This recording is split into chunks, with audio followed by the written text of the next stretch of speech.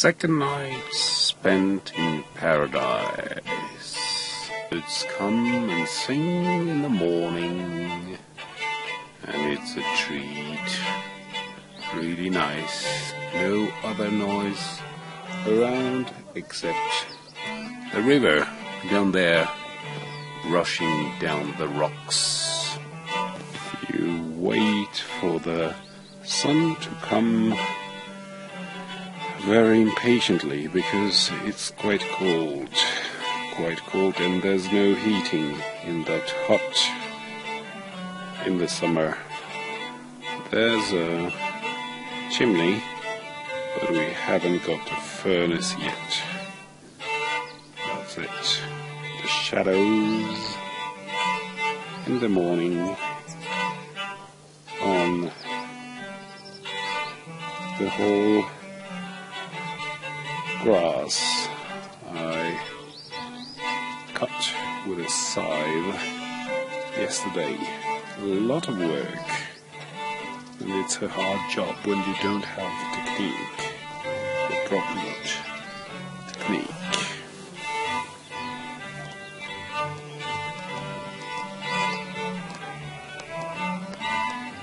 A new hut has been built up there, possibly without permission.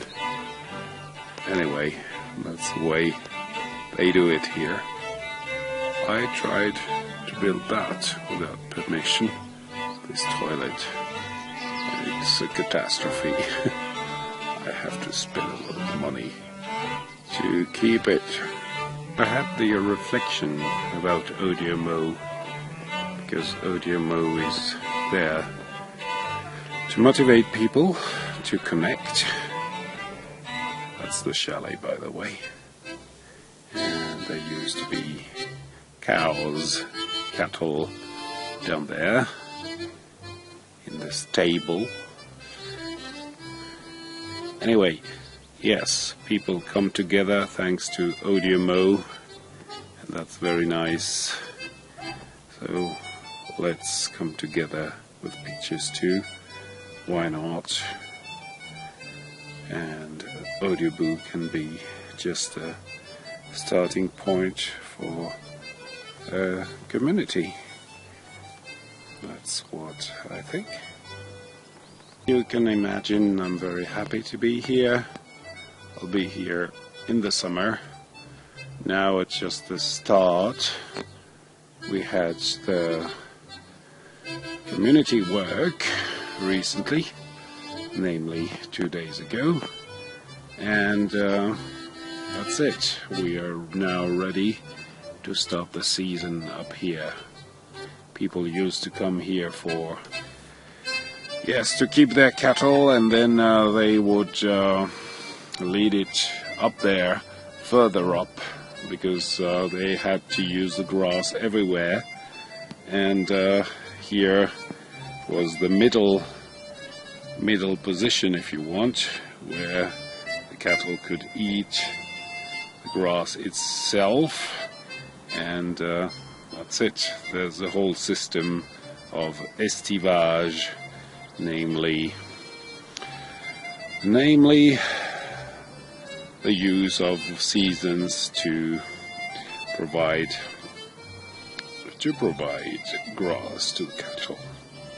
The neighbors, everybody cuts his grass conscientiously, sometimes with these mowing machines, which make a lot of noise in this beautiful setting, and of course, this is a pity. A lot of flowers, sometimes natural, sometimes planted, and also weed. Next to the abyss, 2 chalets are there on the rock, but really not far away from this hole down there. Portant i montagne les beaux, les chouets, tu peux pas imaginer quand tu vis Ini e jarondawe, Keita telefoni. Do you know the French song by Jean Ferrat? I've just improvised the words in Arpitan, in the language spoken here by the people who are 60 and more, just for fun, because this is more appropriate to keep the language here, isn't it? At least I think so. A language which has been spoken here next to Mont Blanc for 1,000 years, 50 generations, and in 2 generations people have left it and have thought this is rubbish, peasants' language, get rid of it. French is all that counts. This is culture, the cultural language, and this is the big mistake they made, I'm afraid. To film flowers, these flowers are called boutons d'or in French and in patois, Bordeaux. Nothing to do with it, unrelated. Although both languages come from Latin. So the chalet I've showed you is at the back there, and there's the mountain and the abyss, and down there the road, but also of course a lot of other chalets. Everybody used these chalets to bring their cows to, and you can see some of them next to the car down there. Yes, it's a bit dark, but anyway. And up there, there's a glacier. Saint-Florent means field with flowers, flowery field. Saint is the patois word for champ, namely field. Florent is a variation for flowery. There you are. There's a hut at the back there. You can walk from the pass, from the, yes, that position on the right, and cross over there. You don't have to cross the glacier. This is the rest of the glacier, and very special stones there, quite fun to walk on, called lapia. Lapia is a word coming from Latin, and from the word for stone, lapis in Latin. You have this in lapis lazuli, meaning these blue jewels taken from stone. There we are. Some flowery bushes too. There isn't a big danger of it all changing here, because traditional way of living is still on, namely at least using these chalets in the traditional way, just for spending your time in a secondary residence dwelling in the mountain, in the some strange ferns, which are not ferns. Anyway, I don't know the name of all these plants. I would like to, but it takes time, doesn't it? And you need some introduction to find the right books. That's it. Imagine these are the bays you put into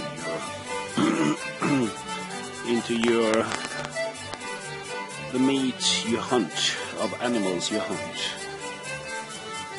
Game, into game meat. That's it.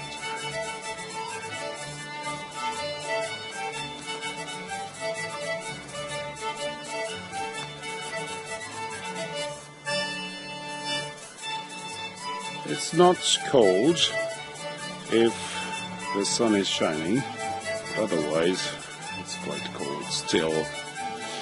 We had 11 degrees this morning. Predicted down there in the plain, but here it must be around 5 rather. By the way, we never really reflect why we should be trying to put ourselves into contact with other people in the world.